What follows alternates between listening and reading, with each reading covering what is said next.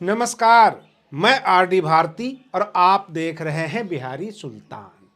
आज 15 जनवरी 2025 है और बहन मायावती जी का जन्मदिन है। इस जन्मदिन के शुभ अवसर पर हम तमाम दर्शकों के समेत बहन जी को शुभकामना संदेश भेजते हैं। बहन मायावती जी ने आज अपना प्रेस कॉन्फ्रेंस लिया और विभिन्न मीडिया चैनल के माध्यम से आपने देखा भी होगा, परंतु हम वो बात बताने जा रहे हैं जो किसी की आंखें नहीं देखी, किसी मीडिया चैनल के कैमरे ने न देखा, न किसी पत्रकार ने महसूस किया। अगर आप हमारे चैनल पर नए हैं तो चैनल को सब्सक्राइब कर लीजिए। वीडियो अच्छा लगे तो इसे लाइक कीजिए, शेयर कर दीजिए। और बहन मायावती जी हिंदी के ये कठिन शब्द कब छोड़ेंगी? जैसा कि सर्वविदित है, जैसा कि संविधान में दिया हुआ है, आरक्षण के मसले पर कांग्रेस भाजपा ने ये सब जुल्म किया, कुछ बदलाव चाहिए। लालू प्रसाद यादव आपके जमाने के ही हैं, लेकिन लोगों को दूसरी पार्टियों को देखते हुए उन्होंने तेजस्वी यादव को छूट दे दिया कि मतदाताओं का मूड बदला है, टेस्ट बदला है। अगर आप मान्यवर काशीराम जी के जमाने वाली सारे शब्दावली इस्तेमाल करेंगे और किसी प्रकार का घोषणा पत्र नहीं देंगे तो मतदाताओं को, आम जनता को, बहुजन समाज पार्टी के समर्थकों को फिर से निराशा होगी। दिल्ली विधानसभा का चुनाव चल रहा है। जनता ये चाहती है कि आज के जन्मदिन पर बहन मायावती जी कुछ घोषणाएं करेंगी, कुछ जो है घोषणा पत्र देंगी, कुछ कमिटमेंट करेंगी। जनता के साथ आपकी कुछ कमिटमेंट है, कुछ जिम्मेदारियां हैं।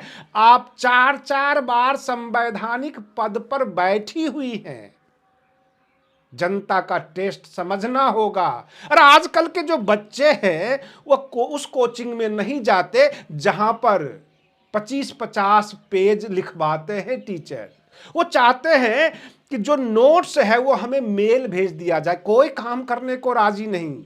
हर कोई चाहता है बिठे बिठाए मेरा सारा काम हो। फ्री के पैसे 2500 रुपये प्रति माह, चाहे मां बहन योजना हो, चाहे मैया सम्मान योजना हो, चाहे लाडली बहना योजना हो। और इन्हीं योजनाओं के दम पर, इन्हीं कमिटमेंट के दम पर विभिन्न राजनीतिक दल सत्ता में आ रहे हैं। आप सत्यवादी हरिश्चंद्र हैं, आप मान्यवर काशीराम जी के जमाने के हैं, आप सिद्धांतों से समझौता नहीं कर सकती है। तो यह जनता बेवफा हो गई है। यह जनता आपकी वफादारी, आपके संघर्षों का सम्मान नहीं करेगी। इनको जिधर से नोट मिलेगा उधर ये वोट देंगे। ये फिलहाल सिस्टम चल रहा है। बहन जी का आज 15 जनवरी का जन्मदिन था। लोगों को एक आशा थी दिल्ली विधानसभा चुनाव के लिए बहन मायावती जी दिल्ली की जनता के लिए कुछ घोषणा करेंगी, कुछ अपनी घोषणा पत्र देंगी।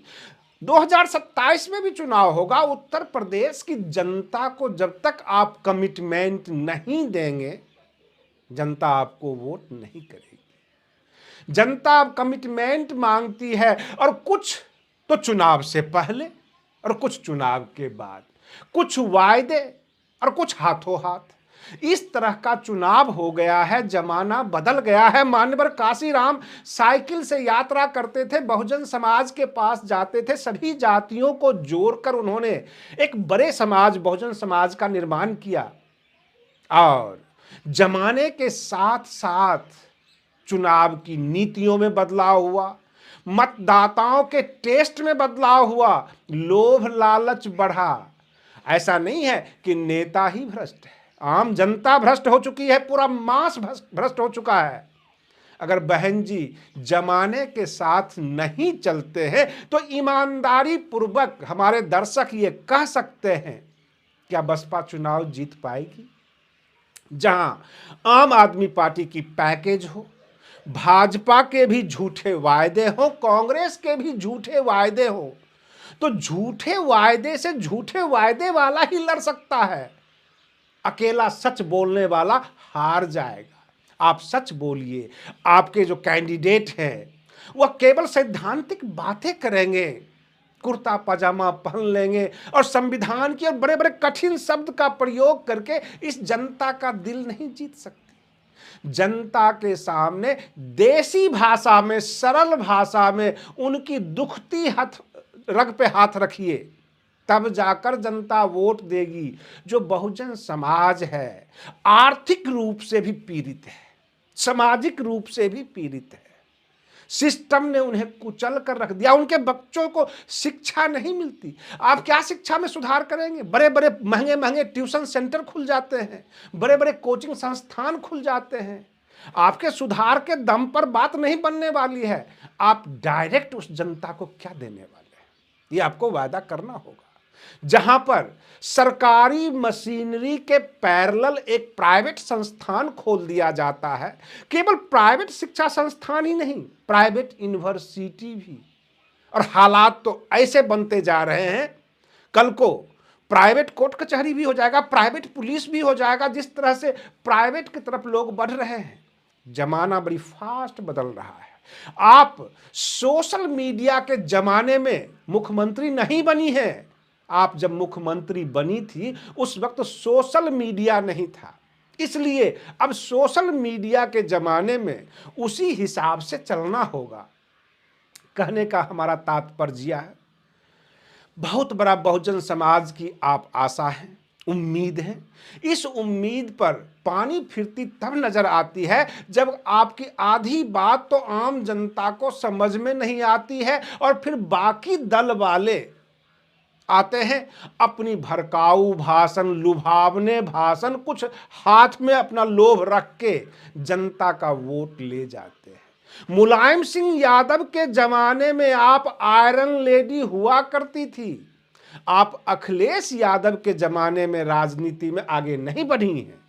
जिस तरह से लालू प्रसाद यादव ने तेजस्वी यादव को खुली छूट दे दी, जो योजना बताना है बताओ, जो कमिटमेंट करना है वो करो, आम जनता के बीच जाओ।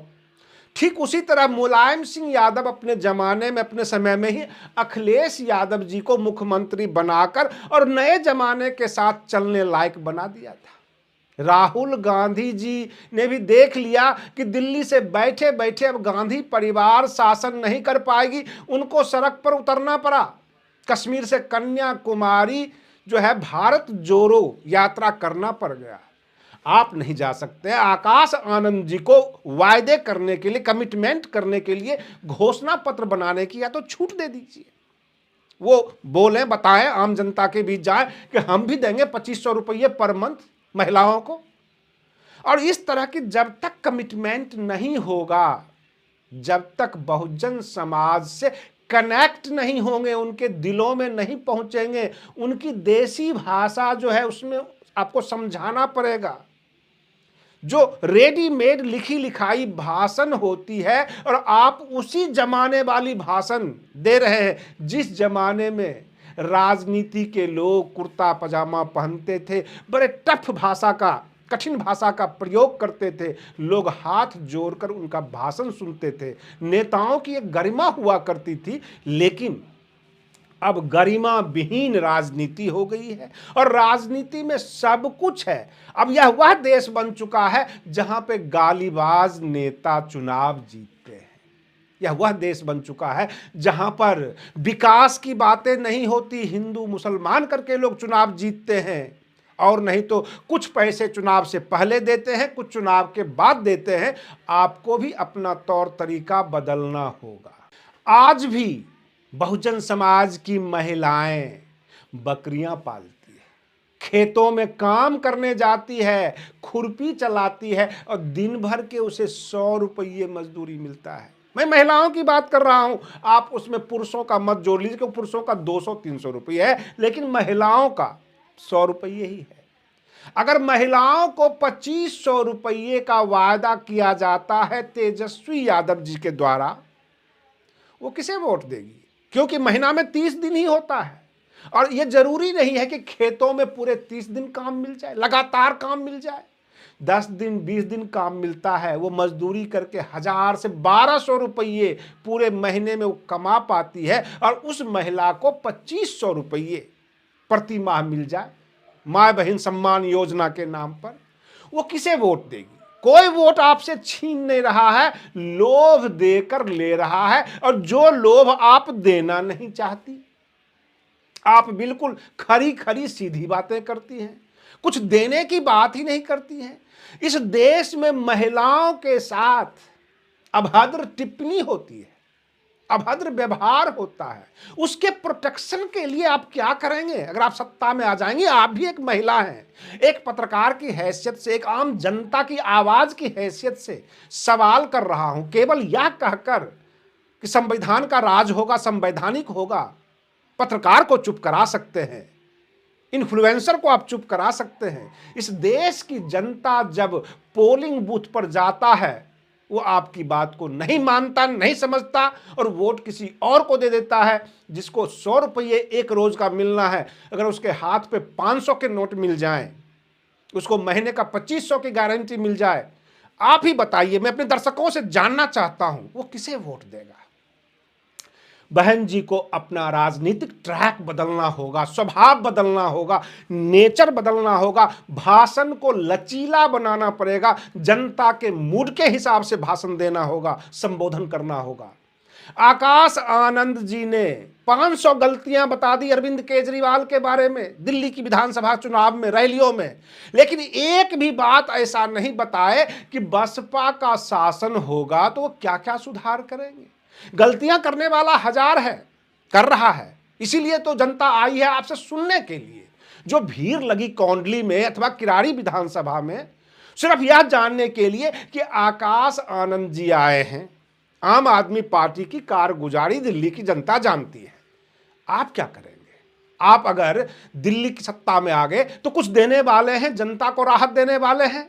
आज के लिए बस इतना ही। आप बने रहिए बिहारी सुल्तान चैनल पर, हम फिर मिलते हैं अगले वीडियो में। तब तक के लिए धन्यवाद।